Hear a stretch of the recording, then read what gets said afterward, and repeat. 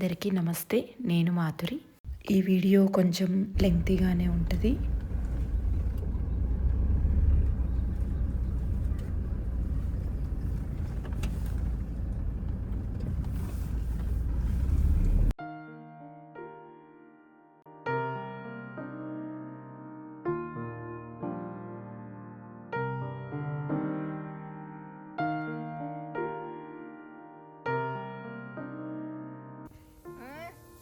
అరే రే ఏయ్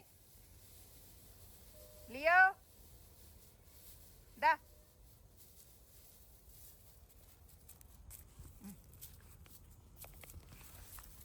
లియో ఎక్కువగా గడ్డిలో ఆడుకోవడానికి ఇష్టపడుతుంది.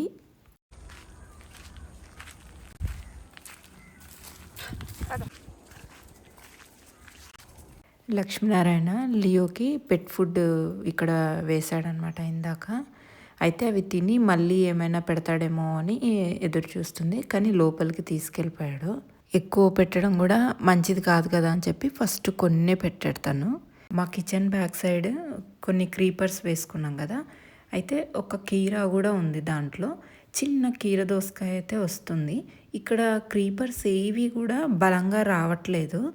మేము ఈ క్రీపర్స్ అన్నీ పాకాలని చెప్పి ఎంత పెద్ద పందిర్లు వేసుకున్నామో ఒక్క క్రీపర్ కూడా ఈ పందిరిపైకి ఎక్కలేదు చూడండి. ఒక్కటంటే ఒక్కటి దీనిపైకి రాలేదు.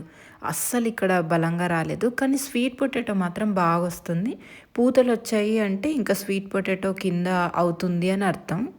నేతి బీరకాయలు కూడా వేసినాం, కానీ నేతి బీరకాయలు చూడండి ఇట్లే ఈ సైజులోనే ఆగిపోయినాయి. నాకు తెలిసి ఇవి ముదిరిపోయి ఉంటాయి. నేను కట్ చేద్దామని ప్రతిసారి అనుకుంటా, కానీ ఎప్పుడూ టైమే కుదరదు ఇవి కట్ చేయడానికి. మేము పెద్ద నేతి బీరకాయలు కూడా ఏం తినము, కాకపోతే వేసుకున్నాము.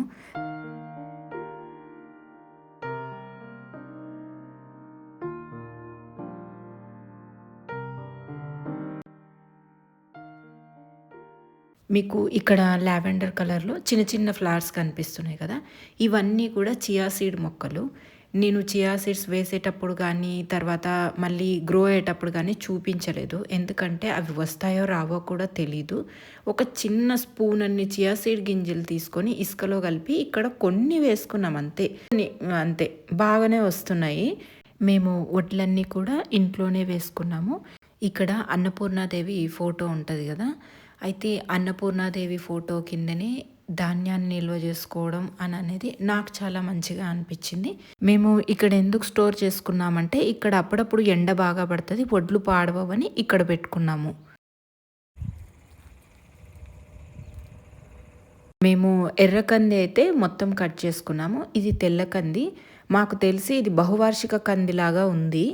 మేము మే 30వ తారీఖున వేసినాం. ఇప్పుడు ఈ గింజలు పట్టడం స్టార్ట్ అవుతుంది. అయితే ఇవి గుత్తులు గుత్తులుగా పడుతున్నాయి ఈ కంది. అయితే చిన్న చిన్నగా అక్కడక్కడ పురుగు రావడం అయితే స్టార్ట్ అయిపోయింది. ఇంకా ఏదో ఒకటి స్ప్రే చేయాలి. ఇది స్ప్రే చేయడానికి కూడా చాలా హైట్లో ఉంది. మా బ్యాటరీ స్ప్రేయర్ కూడా పాడైపోయింది.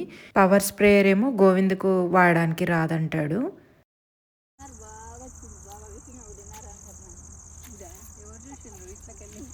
కానొస్తుంది ఇట్లా పచ్చగా. ఇదో ఇవన్నీ తింటున్నాయి కూడా, పాడుపడుతున్నాయి. తింటుండే కొన్ని తింటున్నాయి, కొన్ని పాడవుతున్నాయి. ఏందా ఇవి టమాటాలు? అగా ఇద్దరు గుత్తిలాగా వచ్చినాయి. ఇక ఉట్టిగానే పోయినాయి. ఇక ఏం తినలేవు. మళ్ళా ఎండలకి ఇట్లా అవుతున్నదా, ఎండనే కొడతలేదు. పడ్డది ఎక్కడికక్కడ కుళ్ళిపోతుంది.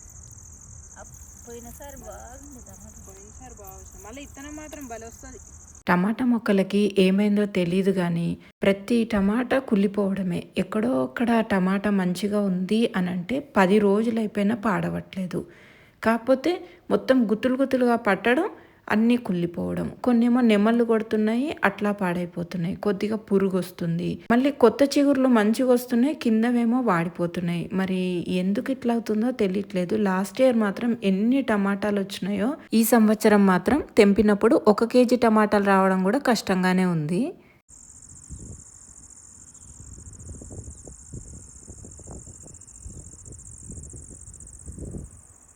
మేము బంతి చెట్లను తీసేసి టమాటా పెట్టుకున్నాం. కాకపోతే 1-2 వరుసలు మాత్రం అట్లాగే వదిలేసినాం.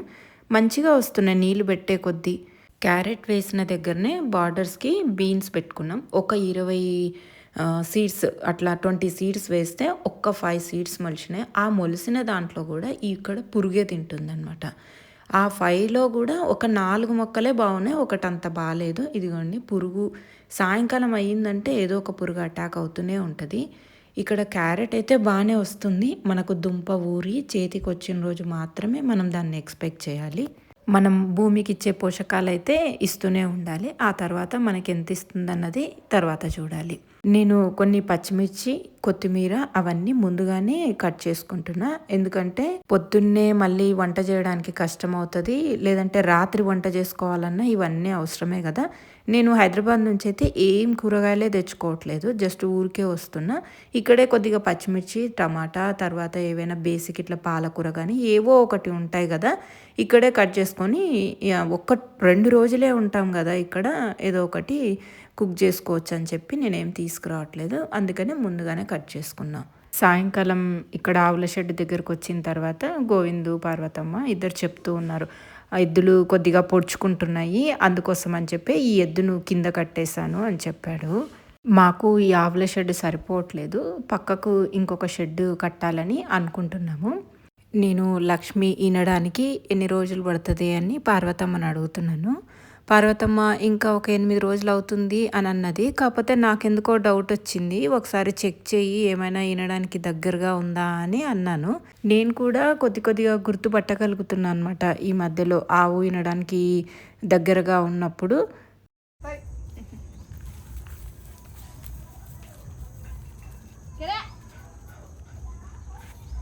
మేము లియోని ఎక్కువగా బయటే వదిలేస్తాం అనమాట. ఫ్రీగా ఆడుకుంటుంది. దాని తర్వాత అది ఎక్కడ కావాల్సి అక్కడ తిరుగుతుంటుంది. అండ్ మళ్ళీ అంటే తోట దాటైతే బయటికి పోదు. మేము ఎక్కడుంటే అక్కడ ఉంటుంది. ఇదిగోండి బయట ఫ్రీగా వదిలేయడం వల్ల ఎంత మంచిగా ఆడుకుంటూ ఉంటుంది. నాకు కూడా భయమేసింది. ఆ మేక ఇది పోట్లాడుకుంటుంటే ఏమన్నా కొడుతుందేమో అని అనిపించింది. కానీ అక్కడ ఉన్న వాళ్ళు అందరుండి ఏం కాదు అవి అంతకవే ఆడుకుంటూ ఉంటాయి అంతే అని అంటే ఇంకా నేను కూడా వదిలేసాను.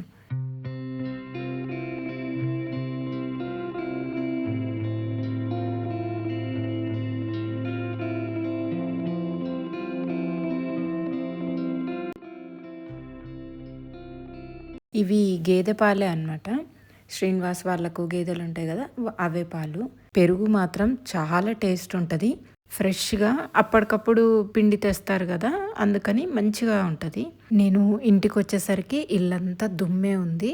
ఇంకా నేనే నీట్గా తుడుచుకున్నా.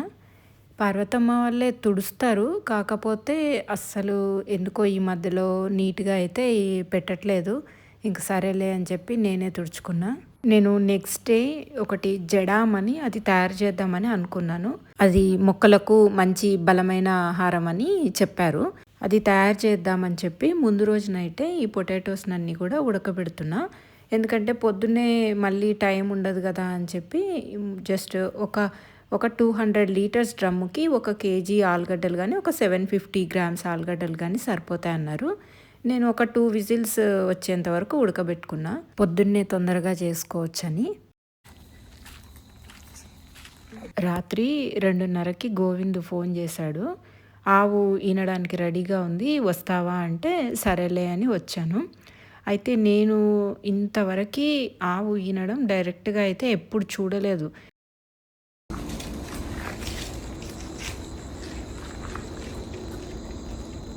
రాత్రి 2:45కి ఇట్లా మూన్ చుట్టూ ఒక సర్కిల్ ఫామ్ అయినట్టు కనిపించింది. ఎందుకో చాలా బాగా అనిపించి ఇట్లా వీడియో తీసా. 2:45 అయింది ఆ టైంలో. ఇంకా చలి అయితే విపరీతంగా ఉండింది. ఇంకా గోవిందు చలిమంట వేస్తున్నాడు.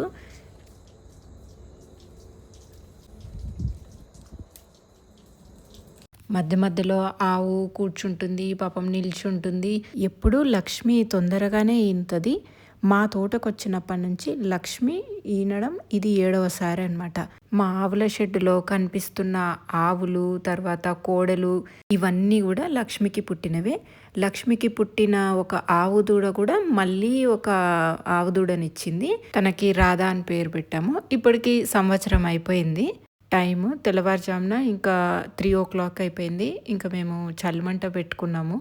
ఇంకా లియో కూడా చూడండి నా కాళ్ళ మధ్యలో వచ్చి దూరుతుంది.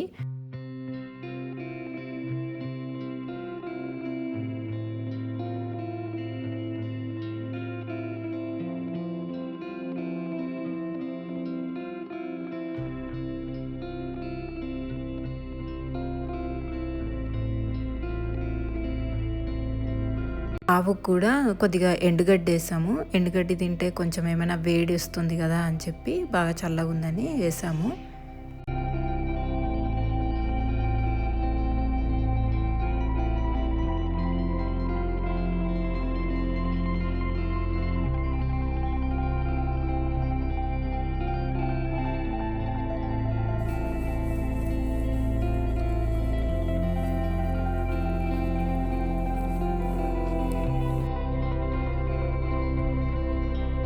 తెల్లవారుజామున 3:15 అయిందనమాట. ఇంకా అందరం ఇంకా మాట్లాడుకుంటూ ఉన్నాం అనమాట. అటు ఆవును చూసుకుంటూ, ఇటు మేము కూడా ఇక్కడ కూర్చున్నాం. గోవింద్ చెప్తూ ఉన్నాడనమాట. వాళ్ళ తాత చెప్పేవాడంట, ఆవు మంచిగా ఆరోగ్యంగా ఉండాలి, దాన మంచిగా ఇయ్యాలి, కానీ 20 ఈతలైనా ఈంతది అని చెప్పేవాడు మా తాత అని చెప్తున్నాడు. మా లక్ష్మి అయితే కామ్గా కూర్చొని ఉంది. మామూలుగా అయితే ఏమైనా కంట్లో నీళ్ళు ఏమైనా వస్తాయేమో అని చూస్తున్నా, కాకపోతే కంట్లో కూడా నీళ్లు రాలేదు, కామ్గా ఉంది. కాకపోతే బాగా బయటికి వచ్చేసే టైంకి మళ్ళీ లేచింది. గోవిందుండి లేస్తే మళ్ళీ లేట్ అయిపోతుంది, కూర్చుంటే బాగుండు అని అన్నాడు. మనం ఏమి చేయకూడదు, అదే న్యాచురల్గా కంటది అంతే. పెద్దగా లేదు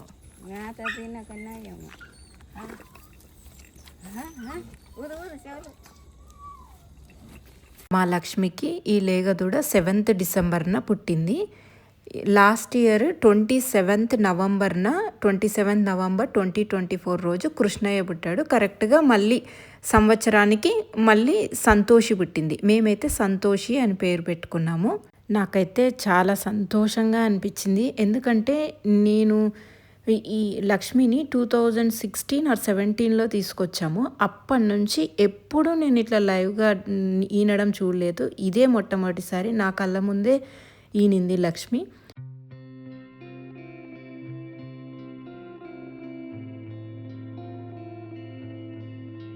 ఉదయం 3:33 లక్ష్మికి లేగదూడైతే పుట్టింది. ఉదయం 6:30 ఆ టైంలో ఇట్లా ఆవులనన్నిటినీ కట్టేశాడనమాట గోవింద్. మా బెడ్రూమ్లో నుంచి చూస్తే ఇట్లా కనిపిస్తూ ఉన్నాయి ఆవులన్నీ కూడా మేత మేసుకుంటూ ఉన్నాయి. పొద్దున్నే 6:30 ఆ ప్రాంతంలో వదిలేస్తే ఆ గడ్డిని తింటే ఆవులకు చాలా మంచిది అని చెప్తారు.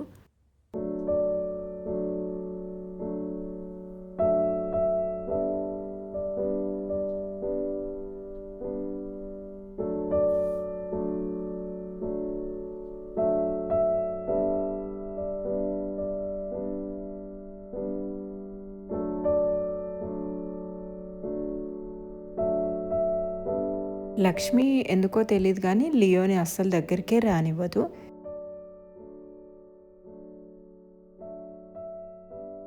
కొన్ని జున్ను పాలైతే పిండుతున్నారు. మొదటి రోజు కొన్ని జున్ను పాలను పిండి శివుడి గుడి దగ్గర ప్రసాదం పెడతారనమాట జున్ను చేసి. అందుకని గోవింద్ కొన్ని పిండుతున్నాడు. పిండిన తర్వాత ఆవుకు స్నానం చేయిస్తారనమాట.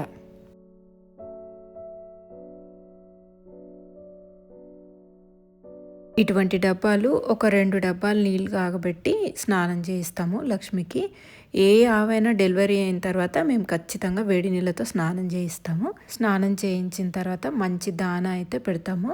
దానికోసము రాగులు, జొన్నలు, సజ్జలు తీసుకున్న. రాగులు, జొన్నలు మాత్రం మా పొలంలో పండినవే, సజ్జలు మాత్రం బయట నుంచి తీసుకొచ్చాము. వీటిని బరకగా మిక్సీ పట్టుకోవాలి. దంచితే ఇంకా మంచిది, కానీ అంత టైం లేదు కాబట్టి మిక్సీకి పట్టాము.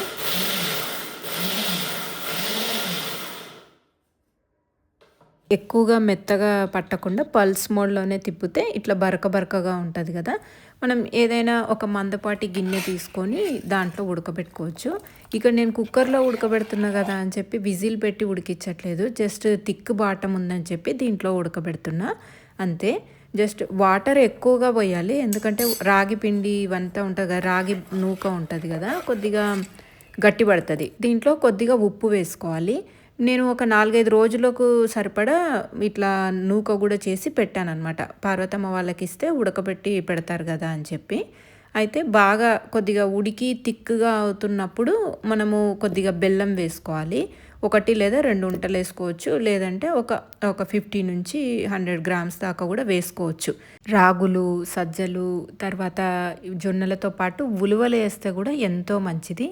ఉలువలు కూడా మంచి బాడీకి వేడిని అందిస్తాయి. తర్వాత ఆవులకు కానీ, తర్వాత ఎద్దులకు కానీ, మంచి బలవర్ధకమైన ఆహారం అనమాట. మంచి ప్రోటీన్ ఉంటుంది.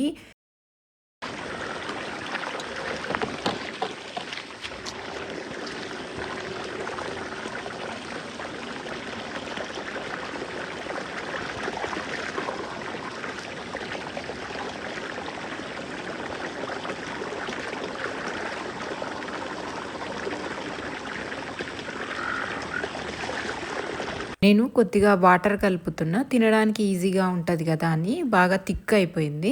ఆవుకు కూడా నీళ్లు తాగిన ఫీల్ వస్తుంది కదా అని చెప్పి కొంచెము కొద్దిగా వాటర్ కలుపుతున్నా. నేను ఈ దానా ఉడకబెట్టుకొని వచ్చేసరికి గోవింద్ పార్వతమ్మ ఆవుకు స్నానం చేపించి ఇట్లా ఎండలో కట్టేశారనమాట. కొద్దిగా ఎండకుంటే కొద్దిగా బాగుంటుంది కదా అని చెప్పి ఇక్కడ కట్టేశారు. మనము డెలివరీ అయితే మనం మెడిసిన్ మీదనే ఆధారపడుతున్నాం, తప్పదు. కాకపోతే ఆవులకు కూడా అట్లా, ఆవులకు తర్వాత గేదెలకు కూడా వాటిని పెట్టడం దేనికి? ఇటువంటి మంచి ఫుడ్ పెడితే మాత్రం అవి కూడా మంచిగా అవుతాయి.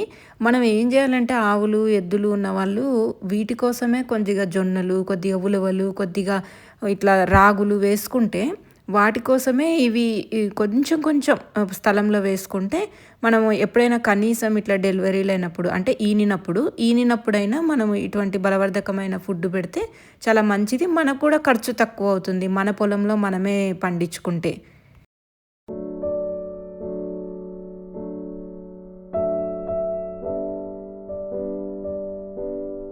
లక్ష్మికి కృష్ణయ్య పుట్టినప్పుడు మేము అట్లా దగ్గరికి వెళ్తే భయపడి పారిపోయేది.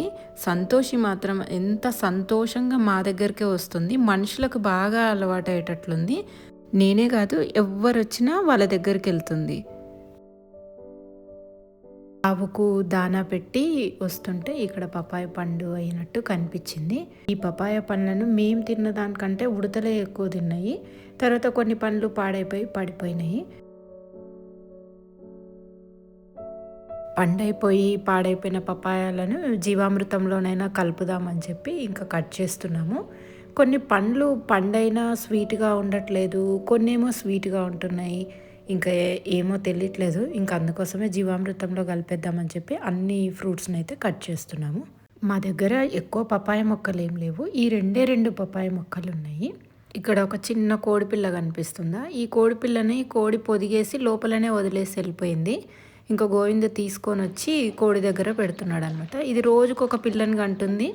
ఇంకా దాంతోపాటు వస్తే తీసుకెళ్తుంది, లేకపోతే అక్కడే వదిలేసి వస్తుంది. అందుకని ఈ గోవిందే తీసుకొని వచ్చి కోడి దగ్గర వదిలేశాడు.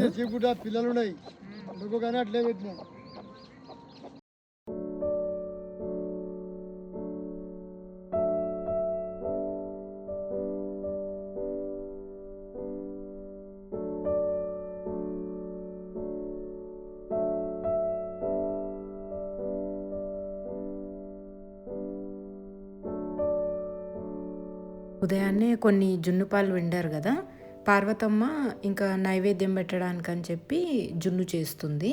మేము జున్ను పాలు ఎక్కువగా పిండుకోము, ఎందుకంటే దూడలకే వదిలేస్తాము. దూడలు అవి తాగడం వల్ల మంచి హెల్దీగా అవుతాయి, స్ట్రాంగ్ అవుతాయి కాబట్టి వాటికే వదిలేస్తాము.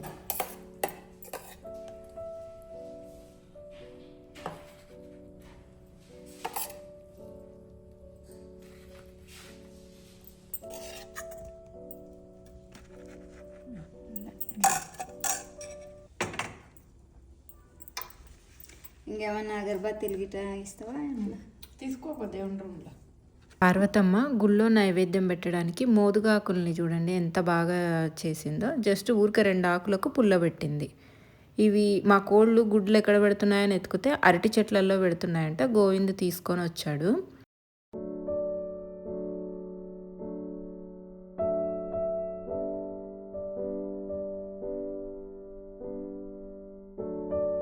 కొద్దిగా వంటలో వాడుకోవడానికి అని చెప్పి అల్లం తీసుకోవడానికి ఇక్కడికి వచ్చాము. వర్షాలు పడుతున్నప్పుడు అల్లం చాలా బాగా ఉండింది. ఇప్పుడు మేము నీళ్లు పెడుతున్నాము, ఫ్లడ్ ఇరిగేషన్ ఇస్తున్నాం అనమాట. కాకపోతే అల్లం పండించాలంటే తప్పకుండా డ్రిప్ అయితే ఉండాలి. వాసన వస్తుంది అంతేగా, అంతేలే. అంత తీతున్నా అంతది ఇంకేం చేస్తాం. పైన మళ్ళీ ఏదో ఒకటి ఉంటుంది లోపల, వేరే ఏర్లు ఉండే ఇంకేం లేవు. వస్తుంది అదే ఇక ఆ చిన్నవి. ఒక చిన్న ముక్కకు ఒక 100-120 గ్రామ్స్ వచ్చింది అంతే. అల్లం అయితే పెద్దగా పెరగలేదు. ఇక్కడ పెరగలేదు. కొన్ని చోట్ల బాగానే పెద్ద పెద్దగుంది. వాసన అయితే మాత్రం చాలా మంచిగా వస్తుంది. మామూలుగా అల్లం ఎప్పుడు తీసినా మంచి వాసనే వస్తుంది అనుకోండి, పసుపు కానీ అల్లం కానీ.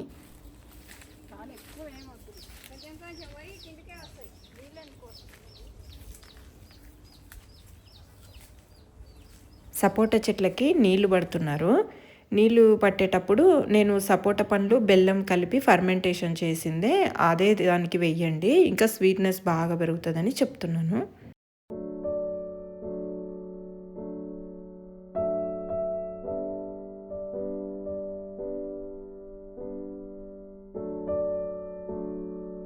ఇక్కడ గుంతలు చేస్తున్నాం ఏంటి అని అనుకుంటున్నారా? ఏం లేదు, మేము ఈ మట్టిని సాయిల్ టెస్టింగ్కి పంపిస్తున్నాము. భూమిలో ఆర్గానిక్ మ్యాటర్ అనేది ఎంత ఉంది అని చెక్ చేయడానికి. దానికోసం మట్టి కలెక్ట్ చేస్తున్నాము. మా సంపు దగ్గర ఇంతకుముందు ఎల్లో ట్రంపెట్ ఫ్లవర్ది మొక్క నాటాం కదా, ఇప్పుడు పువ్వులు పూసింది.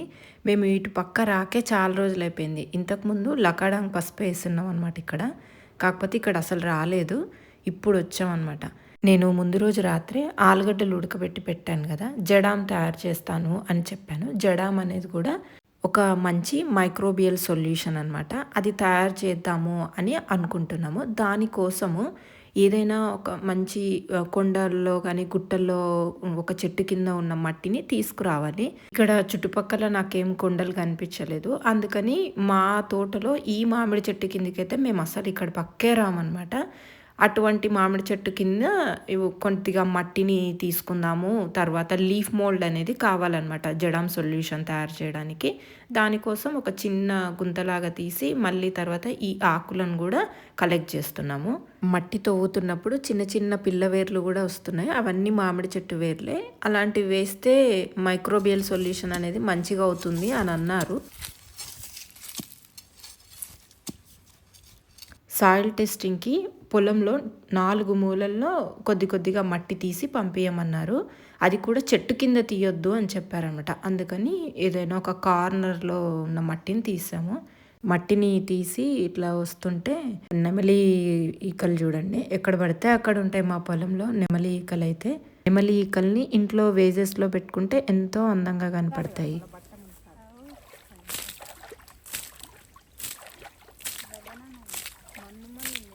200 లీటర్స్ డ్రమ్ముకి ఒక 200 గ్రామ్స్ ఉప్పు వేయాలన్నమాట. ఉప్పు వేసి మంచి వాటర్ తీసుకోవాలి అని అన్నారు. కాకపోతే మేము ఫస్ట్ టైం చేస్తున్నాం కదా, మా పొలంలో నీళ్ళే తీసుకున్నాము. కొంతమంది ఏమో మినరల్ వాటర్ తీసుకోవాలి అని అంటున్నారు. కాకపోతే నేను ఫస్ట్ టైం చేస్తున్నా కాబట్టి ఈ వాటర్తో ట్రై చేద్దాము, వస్తుందా రాదా అన్నది ఒక ట్రయల్ బేస్ అంతే. నేనైతే ఎవరిని అడిగి చేయలేదు, జస్ట్ యూట్యూబ్లో చూసే నేను తయారు చేస్తున్నా. ఇదిగోండి మట్టి, తర్వాత ఆ లీఫ్ మోల్డ్ తెచ్చినాం కదా, నేను కొద్దిగా పుట్టమన్ను కూడా తెప్పించి తర్వాత మిగిలిపోయిన అన్నం కూడా కలపొచ్చు. ముందు రోజు రాత్రి మిగిలిపోయిన అన్నము, తర్వాత ఆలుగడ్డలు మెత్తగా ఉడకబెట్టి మిక్సీకి పట్టినమాట. నాకు సరిగ్గా ఉడకలేదు, అందుకని మిక్సీ బట్టి ఆ పేస్ట్ కూడా ఇదంతా కలిపేసి ఈ ఒక ఏదైనా చీరలో కానీ ఒక మస్లిన్ క్లాత్లో కానీ కట్టుకొని మంచిగా ఒక కర్రకి కట్టి ఇట్లా నీళ్ళల్లో వదలాలన్నమాట. ఇట్లా కర్ర కట్టిన తర్వాత మనము ఈ క్లాత్లో మట్టి కట్టింటాం కదా, ఈ మట్టినంతా బాగా ఇట్లా స్క్వీజ్ చేయాలన్నమాట, పిసకేయాలి. అది మట్టి తర్వాత స్టార్చ్ సొల్యూషన్ అంతా వెళ్ళాలి లోపలికి. 3 రోజుల తర్వాత వాటర్లో బబుల్స్ ఫామ్ అవుతాయి అని అన్నారు. ఆ తర్వాత వాడుకోవచ్చు డైరెక్ట్గా అన్నారు. మరి చూడాలి ఎట్లా ఫామ్ అవుతుందా లేదా అని అన్నది.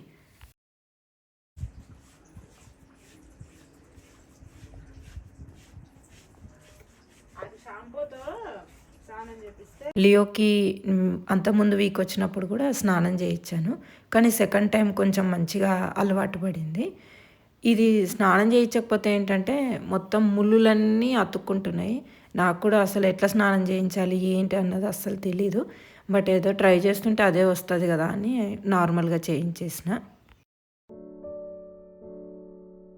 మా ఇంటి పక్కనే కొద్దిగా కలుపు తీసి కొద్దిగా మెంతులు అయితే చల్లుకుంటున్నాము.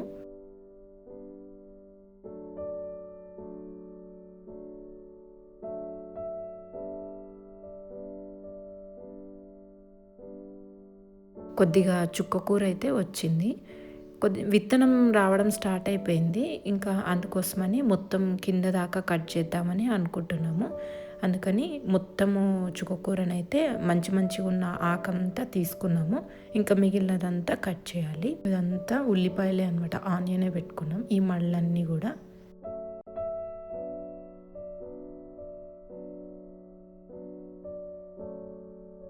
ఇక్కడ కొంచెం పాలకూర ఉంది. ఆ పాలకూర కూడా కట్ చేసుకుంటున్నాము. ఈ విత్తనం కూడా మాదే అనమాట. లాస్ట్ ఇయర్ వేసుకున్నాం కదా పాలకూర, విత్తనాలు చేసుకున్నాం కదా, ఆ విత్తనాలతో వచ్చిందే, విత్తనాలు చల్లితే వచ్చిందే ఈ పాలకూర.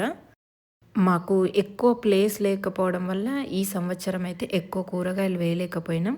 ఇంతకుముందు గార్లిక్ ఏమో మామిడి తోట మధ్యలో వేసినాం కాబట్టి కొంచెం ప్లేస్ ఉండేది ఇక్కడ. ఇంకొన్ని రకాల కూరగాయలు వేసుకున్నాం అనమాట. ఇప్పుడు అంత ప్లేస్ లేదు.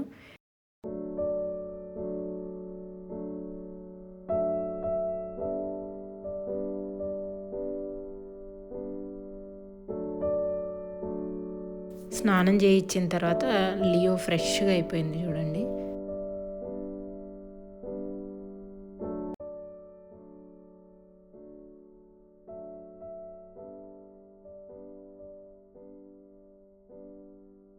ఇంకా ఇప్పటి నుంచి సంక్రాంతి అయిపోయిన ఫిబ్రవరి తర్వాత మార్చ్ వరకు కూడా పొటాలు వస్తూనే ఉంటాయన్నమాట. కొన్ని ఇప్పుడు మాత్రము చాలా ఎక్కువ వస్తాయి.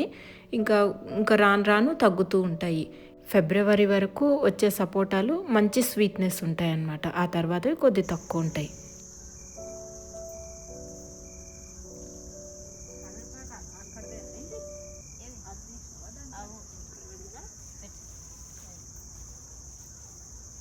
కూరగాయలన్నీ కట్ చేసుకున్న తర్వాత మళ్ళీ కార్లో పెట్టుకోవడానికి అన్నిట్లా సెట్ చేసుకుంటాం అనమాట. అన్ని రకాల ఆకుకూరలు అన్నిట్లా మిక్స్ అవ్వకుండా పెట్టుకుంటాము. యాక్చువల్గా ఎక్కువ ఉంటే అప్పటికప్పుడు కట్ చేసి కట్టల్లా కట్టుకోవచ్చు, కానీ అంత క్వాంటిటీలో లేవు కాబట్టి జస్ట్ ఊరికే బుట్టల్లో పెట్టుకుంటున్నాము. మళ్ళీ నా నెక్స్ట్ వీడియోలో కలుద్దాం. అంతవరకు సెలవు.